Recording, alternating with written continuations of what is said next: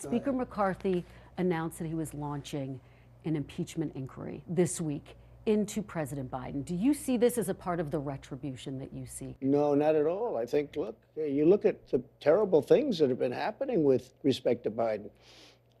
Look at everything. Jamie Comer, Jim Jordan, who are fantastic people and very legitimate people. I watched Jamie Comer just a little while ago talking about a lot of different facets of what's going on. And he was the one that said, I guess there are 12 things where it looks like it's stone cold guilty. And the gun charge is only one of the 12.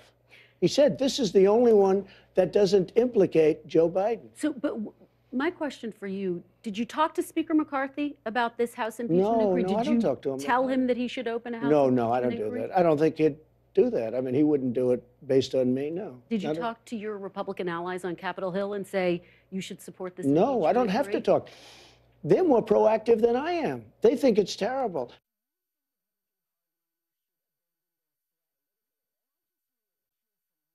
I want to know what's in your head.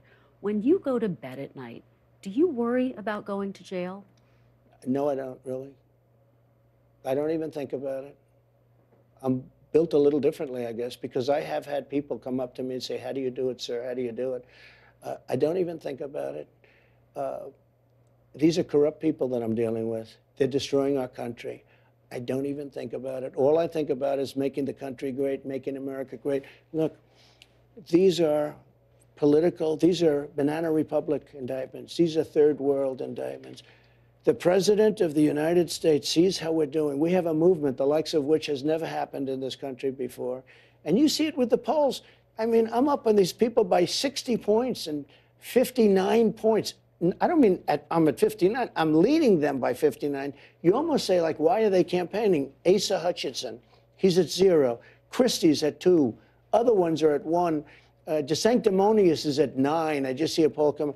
I mean, I'm leading him by 60 points.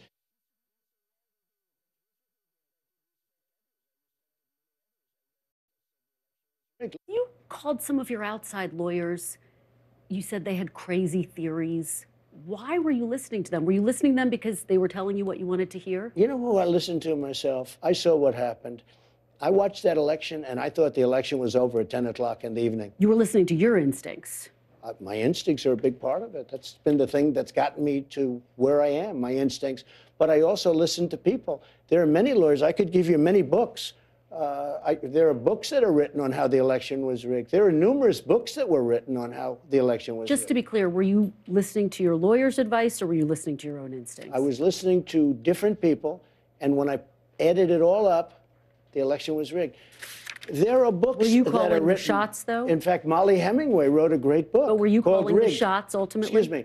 Molly Hemingway, who's highly respected and great, she wrote a book, a best-selling book called Rigged.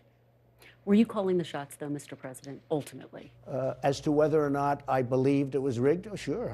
Okay. It was my decision, but I listened to some people. Some people said that. Like guys like Bill Barr, he was a stiff, but he wasn't there at the time. But he didn't do his job because he was afraid. You know what he was afraid of? He was afraid of being impeached. He was petrified to be impeached. And how do you not get impeached? Don't do anything.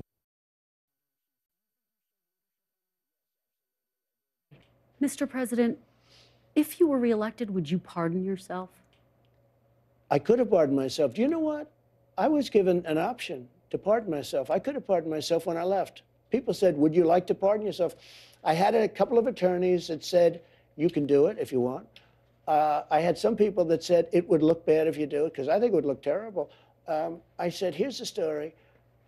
These people are thugs, horrible people, fascists, Marxists, sick people. They've been after me from the day I came down the escalator with Melania. And I did a great job as president. People were acknowledged. Great economy, great jobs, great this, great that. Rebuilt the military, Space Force, everything. I could go on forever. Let me just tell you. I said, the last thing I'd ever do is give myself a pardon. I could have given myself a pardon. Don't ask me about what I would do. I could have, the last day, I could have had a pardon done that would have saved me all of these lawyers and all of these fake charges, these Biden indictments. They're all Biden indictments, political.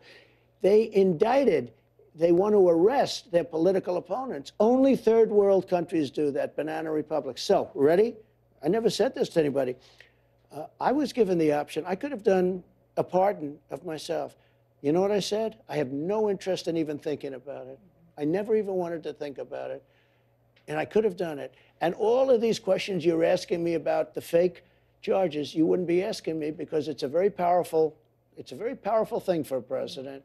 I was told by some people that these are sick lunatics that I'm dealing with. Give yourself a pardon, your life will be a lot easier. I said, I would never give myself a pardon. Even if you were reelected in this moment? Well, I think it's very unlikely. What did I do wrong? I didn't do anything wrong.